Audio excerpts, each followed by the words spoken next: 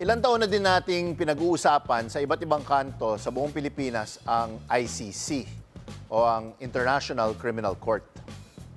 Muli na namang nasa spotlight ang ICC dahil sa mga binitawang salita ng Malacanang na tila may open door access na ang organisasyon kung sakaling gusto nilang umpisahan ang paglilitis kay dating Pangulong Rodrigo Duterte.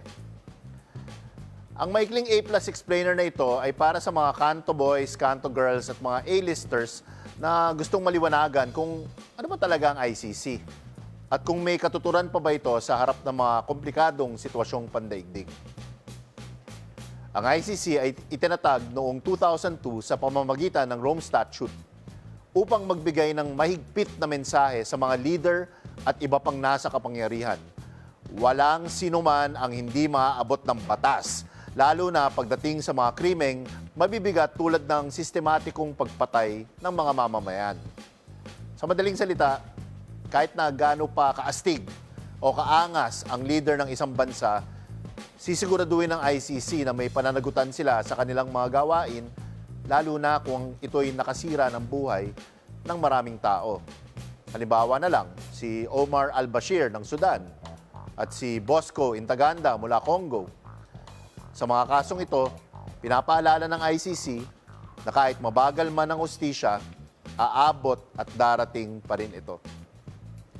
Pero makalipas ang higit sa 20 taon, sinusuri na rin ang kakayahan at tunay na layunin ng ICC at may mga kritisismo ding ipinupukol dito.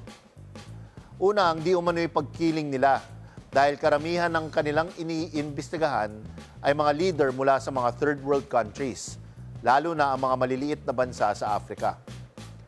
Bukod dito, wala rin silang sariling enforcement, kaya nakadepende pa rin sila sa mga miyembrong bansa para hulihin ang mga nasasakdal.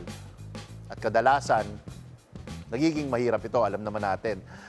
Bagaman may katotohanan sa mga reklamo, ang simpleng banta at babala na kinakatawan ng ICC ay malaking tulong sa mga bansang may leader na masyadong inabuso ang kanilang kapangyarihan.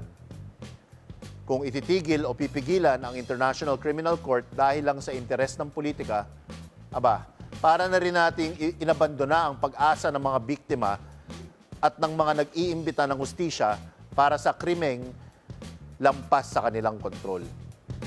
Kaya dito sa Pilipinas, abangan na lang natin kung sino ang magsisisi kung sakaling dumating ang ICC.